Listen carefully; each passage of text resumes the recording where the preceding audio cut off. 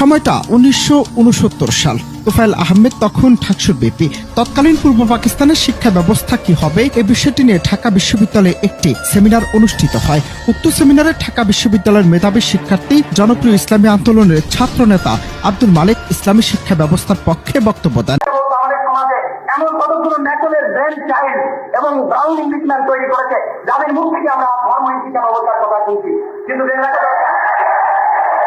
সেমিনারের অধিকাংশ শিক্ষার্থী করতালির মাধ্যমে শহীদ আব্দুল মালিকের বক্তব্যকে সমর্থন করে, কিন্তু সেমিনারে শহীদ আব্দুল মালিকের বক্তব্যের বিরুদ্ধে বক্তব্য রাখেন তৎকালীন ছাত্রলীগ বাম সংগঠনের নেতারা। তারা ইসলামী শিক্ষা ব্যবস্থার বিপক্ষে বক্তব্য রাখেন। তাদের দুর্বল যুক্তি শহীদ আব্দুল মালিকের যুক্তির কাছে হেরে যায়, আর এটি বাধে বিপত্তি।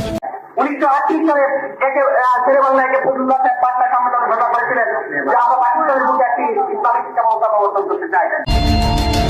12 আগস্ট 1969 সাল তোফায়েল আহমেদের নেতৃত্বে তৎকালীন ছাত্রলীগ বাম সংগঠন শিক্ষা ব্যবস্থার উপর আরও একটি সেমিনারের আয়োজন করে। সেমিনারে আবারও পক্ষে বিপক্ষে মতামত উপস্থাপন করা হয়। শহীদ আব্দুল মালিকের যুক্তির কাছে ফের হেরে যায় তোফায়েল আহমেদের গ্রুপ। তারা তখন মারাত্মক চক্রান্ত করে। শহীদ আব্দুল মালিক যখন সেমিনার শেষ করে বের হন, তখন এই তোফায়েল আহমেদের নেতৃত্বে শহীদ আব্দুল মালিকের উপর হামলা করা হয়। রেসকোর্স ময়দানে শহীদ আব্দুল মালিককে লাঠি, হক স্টিক ও ইট দিয়ে মাথা থেতলে দেয় হাসানুল হক ইনু, রাশেদ খান মেনন এবং তোফায়েল আহমেদ সহ একদল নেতারা। একটা সময় শহীদ আব্দুল মালিককে মৃত ভেবে ফেলে যাওয়ার পর অন্য সাথীরা খবর শুনে দৌড়ে আসে। তাকে তাৎক্ষণিক হাসপাতালে নেওয়া হলে চিকিৎসকরা তৎকালীন পশ্চিম পাকিস্তানে উন্নত চিকিৎসার জন্য পাঠিয়ে দেন।